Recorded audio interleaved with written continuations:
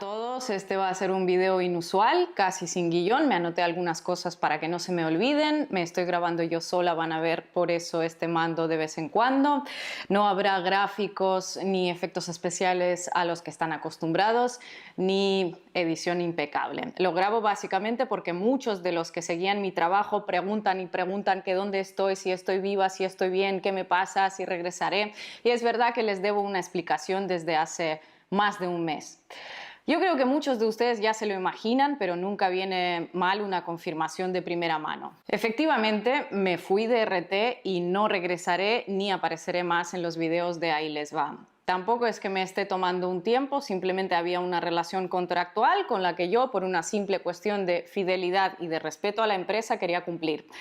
Y ahora vamos a los motivos, aunque creo que ya muchos podrán saberlo. Básicamente no estoy de acuerdo con esta guerra. Hasta aquí no es nada difícil de comprender. ¿Quién puede estar de acuerdo con una guerra? Unos pocos. Yo no estoy entre ellos, pues eso. Nunca he estado de acuerdo con ninguna guerra porque sé, y lo sé por haberlo sufrido en carne propia, que afectan por encima de todo a la población civil. Y sé cómo afectan a la población civil por muy precisos que digan que son los ataques. No voy a estar de acuerdo con una guerra que afecte a la población civil de mi país, pero tampoco con una que afecte a la de países tan lejanos y desconocidos como Irak, Afganistán, Libia, Yemen, Sudán o Palestina. Tampoco de una que afecta a un país más cercano, que parece que ahora es la cuestión por la que nos tienen que importar unas guerras más que las otras, al menos según la sangrante hipocresía europea. Así que por una parte está esto: nunca voy a estar de acuerdo con ninguna guerra que afecte a la población civil, nunca la voy a entender, nunca la voy a justificar, nunca voy a poner la cara por ella y nunca voy a ponerme de perfil ante ella tampoco, por más que pueda entender los motivos que la provocaron. Y me da igual que el que lance bombas sea Estados Unidos, Francia, Israel, Ucrania sobre la propia Ucrania, que es lo que ha estado haciendo durante años, o Rusia.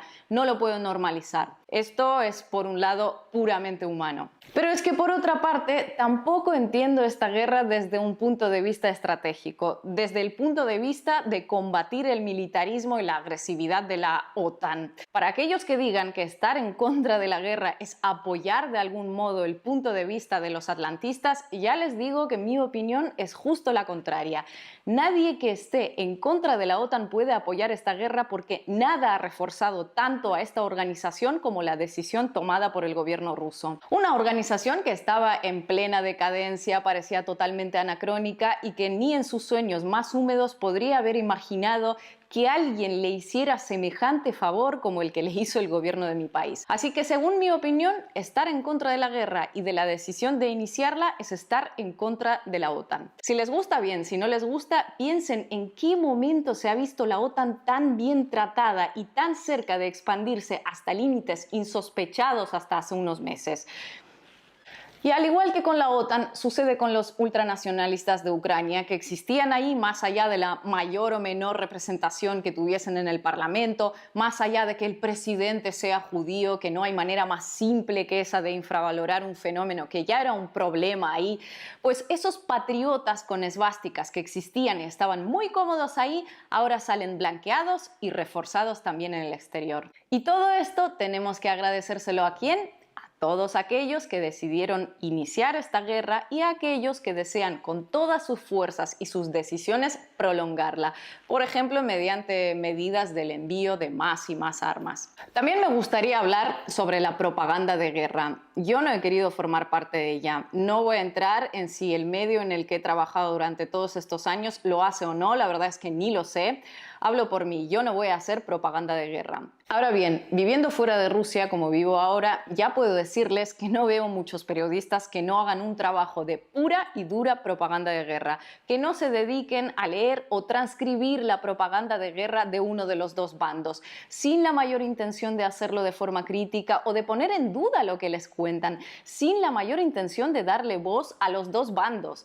Y que no me vengan con el cuento de invadidos e invasores, cuando el invasor invasor eran ellos, tampoco daban voz al invadido. Ahora que yo puedo acceder a las dos propagandas, y sí, yo puedo acceder a las dos porque ellos demuestran permanentemente que no les da su conocimiento del idioma para ello, pues ya les digo que la diferencia, si es que la hay, es mínima. Por eso los rusos piensan como piensan y sacan las banderas que sacan, y por eso los europeos piensan como piensan y sacan las banderas que sacan. No se engañan, no es una cuestión de buenos y malos, es propaganda y ustedes también se la comen con patatas. Exactamente igual que se la comen los rusos. Ahora mismo, además, ustedes con más razón porque les prohibieron la visión del otro bando, la tienen bloqueada ahí donde viven. Pues eso es lo que tenía que decirles. Seguiré por aquí, si no me sancionan, si no me bloquean por mi nacionalidad o por mi pasado profesional, seguiré buscando a ver a qué me puedo dedicar. Estaré haciendo algunas cosas en mis redes, Telegram, Instagram y Twitter. Suscríbanse. Espero que me sigan a donde me vayan y gracias por estar aquí. Sepan que esto ya no lo financia ningún gobierno malvado, ningún banco, ningún fondo buitre,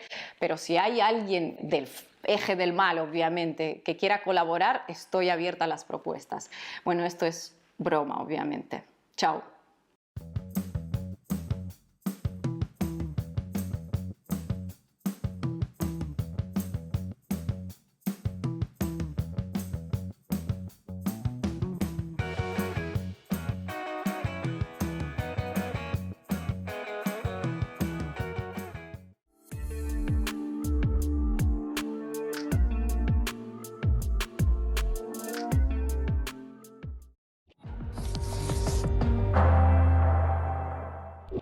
Definitivamente las guerras ya no son lo que eran. Desde hace tiempo, antes del primer disparo, la población general es bombardeada psicológicamente sin tregua y durante semanas y meses, a ambos lados de la trinchera. El terreno informativo psicológico y de las emociones cobra cada vez mayor importancia debido a los avances en tecnología y el uso masivo de redes sociales. Las grandes potencias militares lo saben, entre ellas la OTAN, que recientemente financió un estudio sobre la llamada guerra cognitiva, un concepto que bebe de otros como la guerra de la información, la cibernética o la psicológica, pero va un paso más allá. El objetivo ya no es cambiar lo que pensamos, sino cambiar la forma en la que pensamos. Una diferencia que, más que un matiz, nos adentra en un mundo de posibilidades nada tranquilizadoras, pero que debe conocerse. Desde hace tiempo, pero cada año con mayor intensidad, nuestros cerebros son sometidos a una avalancha informativa como no se había visto nunca antes en la historia. A través de los medios tradicionales, pero sumándole la inmediatez que da Internet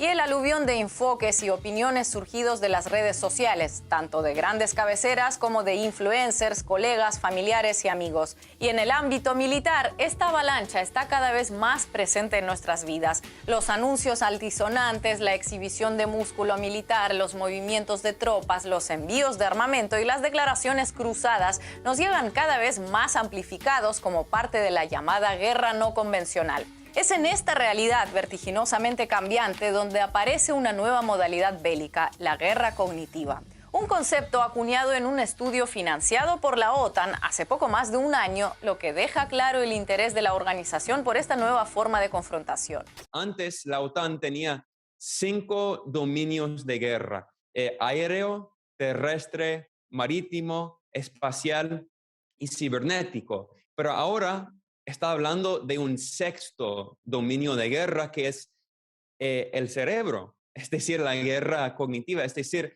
el dominio del humano.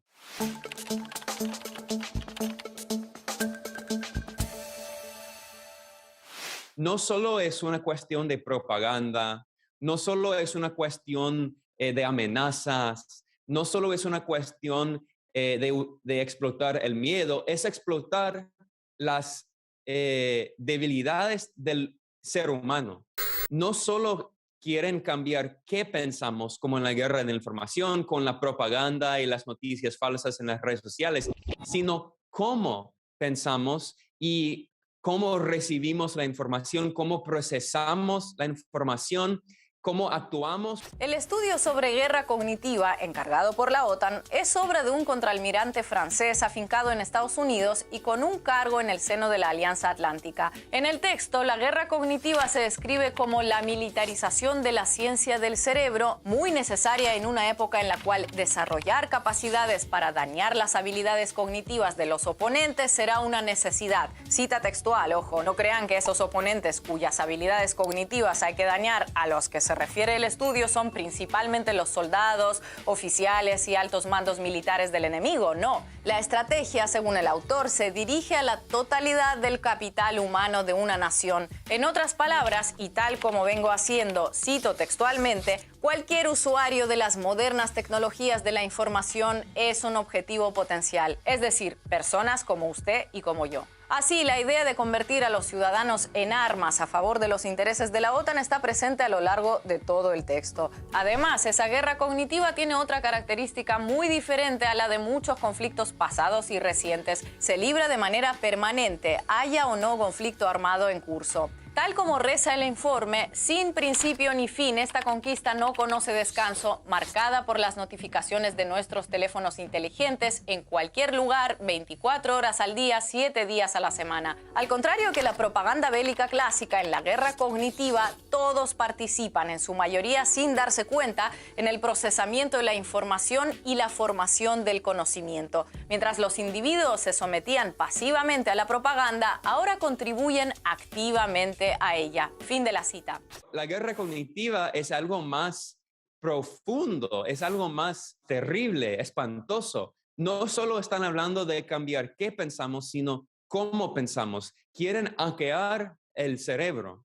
Según este estudio de la OTAN, la guerra cognitiva será la nueva forma de guerra en este siglo y va a cambiar la forma en cómo se libra la guerra. La OTAN siempre dice que todo lo que hace es en su propia defensa, pero en su propio estudio, en este estudio que fue financiado por la OTAN, admite que tiene que desarrollar estas técnicas también para usarlas de una manera ofensiva, no solo defensiva. Y su excusa es que China y Rusia ya están explotando estas tácticas. No vayan a creer que logramos acceder al estudio financiado por la OTAN porque un general lo dejó olvidado en el banco en el que se sentó a lanzarle unas migajas de pan a las palomas del parque, o porque fue publicado por misteriosos hackers, seguramente rusos, en una web de contenido confidencial. No, la Alianza Atlántica no solo no niega haber financiado la investigación, sino que además lo admite sin tapujos.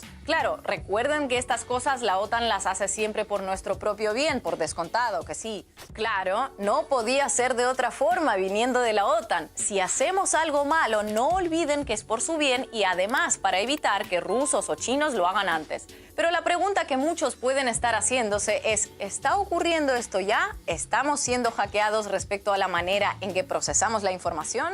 Bueno, en los medios de comunicación podemos ver nuevas tácticas que son parte, ¿no?, de esta batalla por el cerebro, pero la verdad es que no tenemos ejemplos concretos porque la OTAN en su estudio sobre eso no habla de ejemplos, solo dice que la guerra de la información y la guerra psicológica y la guerra cibernética, todas esas guerras son parte de la guerra cognitiva. En ese sentido, no debemos pensar de la guerra cognitiva como una guerra que es completamente distinta. No, de hecho, creo que debemos pensar de la guerra cognitiva como una forma de guerra más amplia, que explota las tácticas, que emplea las tácticas de la guerra psicológica. Entonces, explota las amenazas, los miedos, las fobias de los humanos.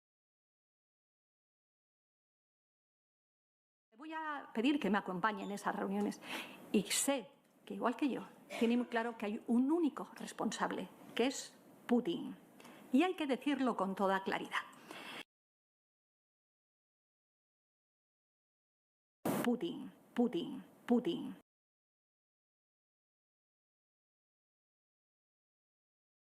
Mire, antes del 24 de febrero, cuando Putin acumulaba sus tropas en la frontera, todo el mundo decía que era manipulación, que era desinformación. Putin nuevamente entró en Ucrania. Y la guerra en Ucrania está siendo de una especial crueldad. Estamos casi como en la Primera Guerra Mundial. Y por lo tanto, yo le pediría a usted, a su grupo, a aquellos que consideran que a lo mejor tienen algún ascendiente sobre Putin, lo que nadie de la comunidad internacional ha tenido, ya que ustedes quieren la paz, vayan a hablar con él. Convénzanle, convénzanle. Yo estaría encantada, todos estaríamos encantados. Pero aquí hacer proclamas sobre el valor de la paz y no denunciando claramente a los que están asesinando a la población civil en Ucrania o en los sitios donde sea, eso no es razonable. Y no denunciando claramente a los que están asesinando a la población civil en Ucrania o en los sitios donde sea, eso no es razonable. Es todo un delirio absolutamente demencial en el que la voz cantante la están llevando a auténticos dementes fascistas como el señor Biden, como el señor Netanyahu, como el señor Macron, como la señora Ayuso, etcétera, etcétera. Y luego están, por supuesto, las mosquitas muertas, tipo Garzón, tipo Pedro Sánchez, tipo Yolanda Díaz, tipo Ernest Urtasun, etcétera, etcétera, etcétera, que con una manita levantan una bandera palestina así de pequeña y con las dos manos así de grandes no paran de enviarles municiones y armamento a los terroristas sionistas para que continúen masacrando al pueblo palestino. Váyanse a la mierda. Mire, usted habla de alarmismo a la opinión pública. Por suerte, España y los españoles tienen sentido común, tienen formación, tienen preparación. Aquí no se alarma a nadie. Aquí todo el mundo ve la realidad.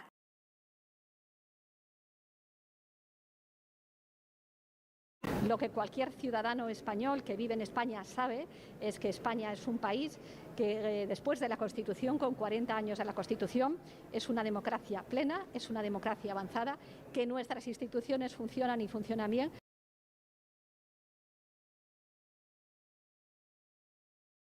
Y todo el mundo ve lo que dice Putin, que dice que estamos muy próximos a la Tercera Guerra Mundial, que él no tiene ningún problema en utilizar armas nucleares.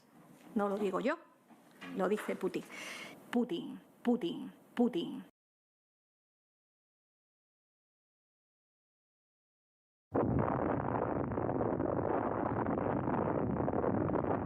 Y yo creo que, por tanto, tenemos que tener muy claro, primero, que la sociedad española es una sociedad seria, sólida, preparada, absolutamente comprometida con Ucrania, que es la víctima, la agredida, y que la amenaza de Putin es una amenaza real. Pero, señores, ¿cuándo ha dicho Rusia que nos quiere invadir? ¿En qué cabeza de retrasado mental puede caber que Rusia vaya a tener ninguna intención de invadir Europa? ¿En qué cabeza cabe? Lo que pasa es que Estados Unidos ha decidido que Ucrania ya no le interesa, que era demasiado dinero, el Congreso les ha prohibido volver a invertir 50.000 millones de dólares en Ucrania y ahora ha dicho, ahora lo tenéis que pagar vosotros. ¿Vosotros quiénes? La clase trabajadora europea. Vamos a tener que pagar las guerras de mierda, criminales, de todos los líderes europeos al servicio de la OTAN y de los Estados Unidos de América. Váyanse a la mierda.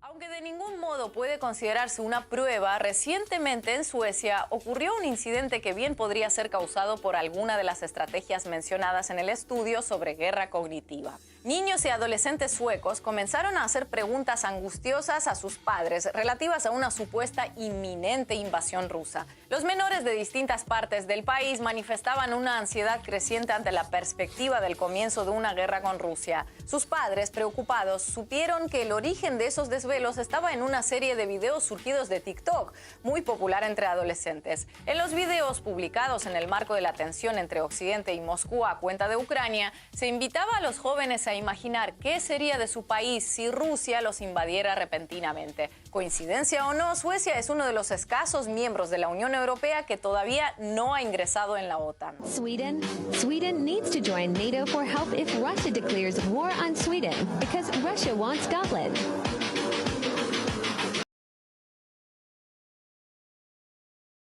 Cuando una persona tiene miedo, no actúa de una manera muy lógica, ¿no? Entonces, cuando una persona está actuando en una manera ilógica, cuando tiene mucho miedo, se puede explotarla a esa persona. Poco después de la publicación del documento sobre la guerra cognitiva, un asesor de defensa ruso advertía del surgimiento de un nuevo tipo de modalidad bélica, la que llamó guerra mental, cuyo objetivo sería la destrucción de la comprensión del enemigo de lo que son los pilares de la civilización. Según alerta Andrei Ilnitsky, el impacto de esa guerra mental podría tardar al menos una generación en producir efectos, pero una vez logrados serían prácticamente irreversibles. Algo que contempla el informe patrocinado por la OTAN, donde se afirma que la guerra cognitiva bien puede ser la pieza que permita la transición de la victoria militar en el campo de batalla al éxito político duradero. Estamos entonces ante una sutil estrategia de perfeccionamiento de la propaganda de toda la vida.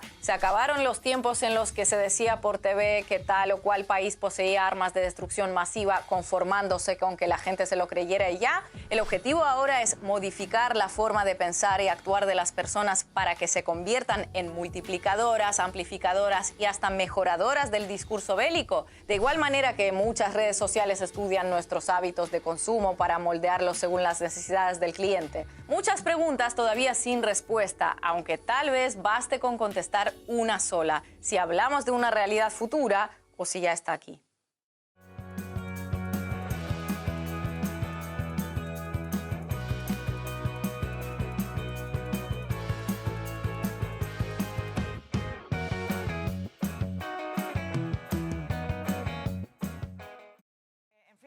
Vamos a ver qué hay detrás de esto que os vamos a informar, porque claro, la periodista rusa que participa desde el año pasado en el programa de Pablo Iglesias está siendo señalada a causa de su trayectoria profesional. Según el periódico de Cataluña, la colaboradora ha sido acusada de falsear noticias cuando trabajaba en la televisión rusa y difundir bulos a favor del Kremlin cuando era subdirectora de la web en español del canal. Así es, Iglesias sospechó, pues cuando leyó en el currículum, dice, había trabajado en Teleputin, presentadora. Algo puedo olerme. Sí. Bueno, según la información del periódico, el propio productor de Canal Ruso RT estaría detrás de estas acusaciones contra la colaboradora de Pablo Iglesias. En fin, cuando no te responden a las preguntas que haces, yo creo que lo que toca es volver a formularlas. Allá van unas cuantas. ¿Cómo es posible que desde Mediaset, la televisión propiedad del gran amigo y defensor de Vladimir Putin, Silvio Berlusconi, se acuse a Inna Afinogenova de defender la política bélica del Kremlin? ¿Cómo es posible que se dé credibilidad a las acusaciones que hace Mar Marginedas contra Inna desde el periódico de Cataluña cuando éstas solamente se sostienen por una carta manuscrita de un ruso neonazi y machista?